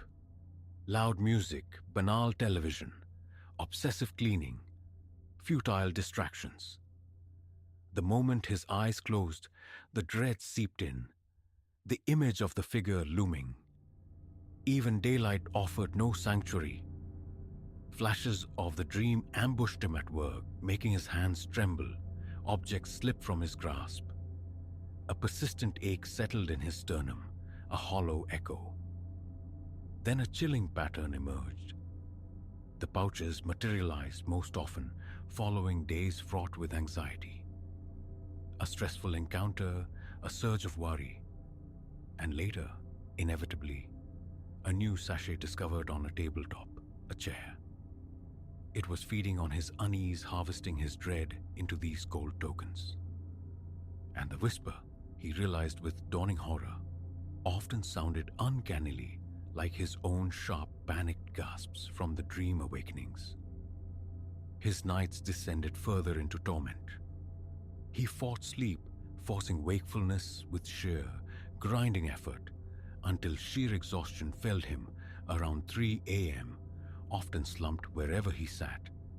Each waking was a brutal re-entry into fatigue. Heart hammering, mouth parched, limbs like stone. The name clicked into place with sickening clarity, the collector of sighs. It wasn't metaphor. It craved the very air of his fear. His gasps, his shuddering breaths, his sighs of encroaching despair. Each pouch a vessel for a stolen moment of panic. He began muttering affirmations, desperate bargains with himself. It isn't real. It cannot harm me if I withhold fear. Empty syllables against the encroaching dark. Sleep still brought the corridor, the chamber, the waiting presence, now feeling denser, more substantial. He watched it lift one of the black sachets, decanting into it a faint vapor drawn directly from his dream self's chest. His own breath hitched in sympathetic rhythm. He woke choking in a fit of desperate action. Elias gathered every pouch from the closet box, bundled them into a garbage sack, and drove miles to deposit them in a remote industrial dumpster, slamming the lid with defiant finality. A flicker of relief quickly extinguished. The dream returned, unchanged, and morning revealed 2 fresh pouches resting innocently on his bedside table. A strangled cry caught in his throat. He kicked the bedpost, pacing wildly, legs unsteady, hands frigid, a fine tremor vibrating through his chest. The terrible truth solidified. His dread was the key. His anxiety, the open door. The collector of sighs fed quite literally on the respiration of his fear. Understanding this, a new tactic formed, devoid of hope but grounded in mechanism. No more denial, no more positive thinking. Instead, control the breath. During the day, he practiced deliberate respiration, slow inhalations, measured exhalations, forcing his body toward a semblance of calm it did not feel. When sleep inevitably claimed him and the familiar dreadscape materialized, he focused with ferocious intensity. Unclenched the jaw, relaxed the hands. As the figure approached, as the chill intensified, as the pale hand reached, he concentrated solely on slow, even breathing. His heart still battered his ribs, but he refused the gasp, refused the flinch. He met the eyeless gaze and breathed. Across several nights, a subtle shift occurred. The crushing weight of exhaustion lessened marginally upon waking. The proliferation of pouches ceased. After 2 more appeared, they stopped altogether. His muscles remained coiled springs, yet a fractional improvement was undeniable. In the dream, the corridor persisted, but the collector often lingered now at the periphery, a drifting shadow in the corner of his vision. The chill remained whenever it stirred, but Elias held fast to his measured breathing. His chest felt constricted, yet the burning sensation subsided. Freedom? No. He still felt its attention, a cold pressure most palpable in the deep hours of the night. Sometimes, a phantom whisper seemed to echo from the closet where the box once sat. Occasionally, a flicker of absolute black darts at the edge of his sight while he stands at the sink. His heart still leaps, but he fights the surge of panic. Days have passed without a new sachet, a fragile victory. He understands now. Terror is its sustenance. Capitulation is its invitation. His only recourse lies in maintaining this brittle composure. Calm is a distant shore Elias cannot pretend to inhabit. A flickering bulb sends adrenaline jolting through him. A heavy-duty flashlight rests by his pillow. The bedroom door remains ajar. Yet he endures. He tries. Perhaps by denying the collector of sighs its tribute, he can slowly, painstakingly starve it, force its retreat back into whatever abyss spawned it. His body protests with persistent aches. His vision sometimes blurs at the edges, and the phantom chills still trace paths across his skin in the quiet dark. But the fight continues. Whether this presence will ever fully recede, whether this vigilance must be maintained for the remainder of his days, he cannot know. All that remains within his power is the discipline of his own response, the steady cadence of his breath against the encroaching cold. That is his fragile ground. That is the battleground renewed each time he surrenders to sleep.